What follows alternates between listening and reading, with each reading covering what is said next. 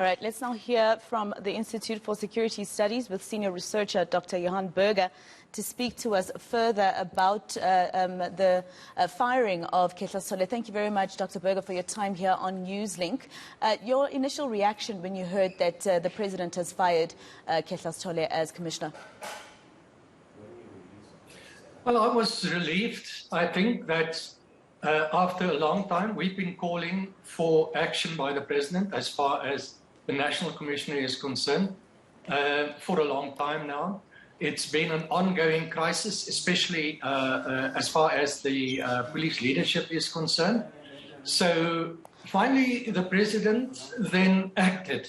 It may not satisfy everybody, and to some extent, this is a sort of compromise. And like all compromises, it would not satisfy everybody. But I think it's in the interest of stability and certainty in the police service that some kind of action be taken. And I'm just happy that it happened now.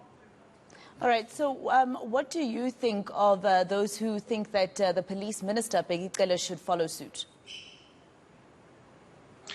Well, I think we are talking about two different processes. I think to some extent the actions of the minister can be directly linked to his frustration with the apparent lack of operational leadership from the National Commissioner.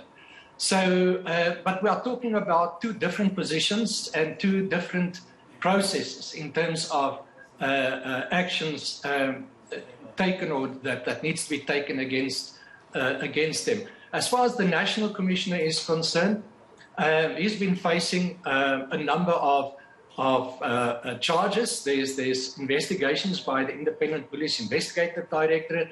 There's the findings of the High Court against him that he and his two deputies was in breach of their duty. So, there's all kinds of problems that he faces. As far as the minister is concerned, it's a different scenario. People are calling for his removal simply on the basis that he and the National Commissioner doesn't get along and that he should take part of the blame.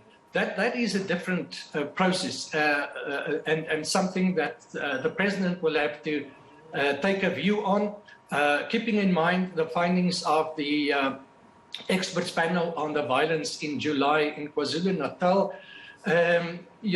But then the whole cabinet was allocated some blame for what went wrong, the failures of that time. So it's a different process. The minister does not face the same kind of allegations, the same kind of criminal investigations that the National Commissioner is currently facing. Mm. And those who say that because crime in South Africa, people look at it and they think that, for instance, in Gauteng, we heard yesterday that it's gone higher than it has been in 5 years. People are attributing that still to the minister. But of course, I heard another police expert speak to my colleague Thulasizwe Simelane yesterday. And he was saying that actually crime during Cele's tenure has actually either gone down or stayed the same. So people are saying that, there are failures by the ministry and therefore the entire ministry and policing should be dealt with, the entire management. Well, let's just look at this objectively. The minister is not in control of the police as far as operational control is concerned. Mm. He exercises oversight. He is responsible for police policy, but the extent to how this is implemented is the responsibility of the National Commissioner and his management.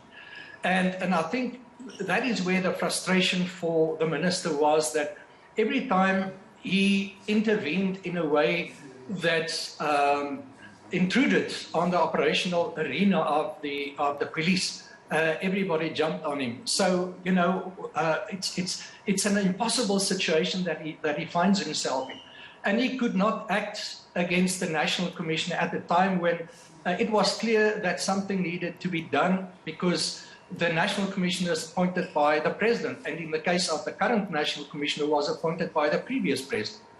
So he made a recommendation. The current minister made a recommendation to the president a while ago, I think more than a year ago, that he needs to take some action against the National Commission. I think that was a build-up of frustration.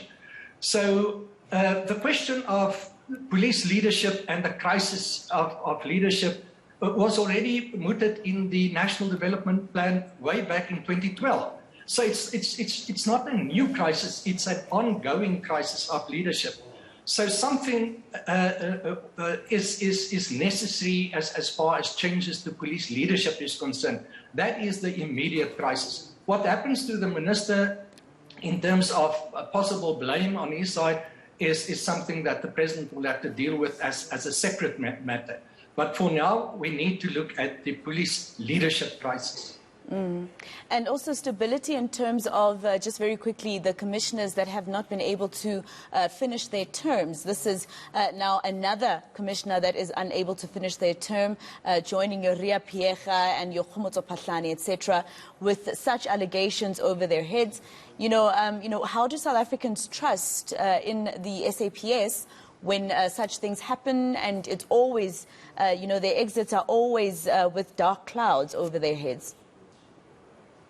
Yes, absolutely right. I mean, since 2000, we've had 8 commissioners or acting national commissioners, and 7 of them since 2009.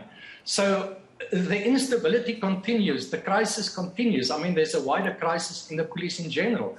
But you have to start with the leadership. If you fix the leadership problems, you should be able to deal with the rest of the police service in terms of the crisis it continues to experience. And therefore, we are urging for urgent reform as far as the police are concerned. But you need to start with the leadership. And therefore, we support calls, and I think we initiated calls, that you need to have a completely different process for the selection and appointment of a National Commissioner of Police and other top leaders in the police service. And the president himself have set a precedent when he appointed, for example, the national head of the prosecuting authority. So hopefully this will happen. You need to select the right man or woman for this position. This is where things should start.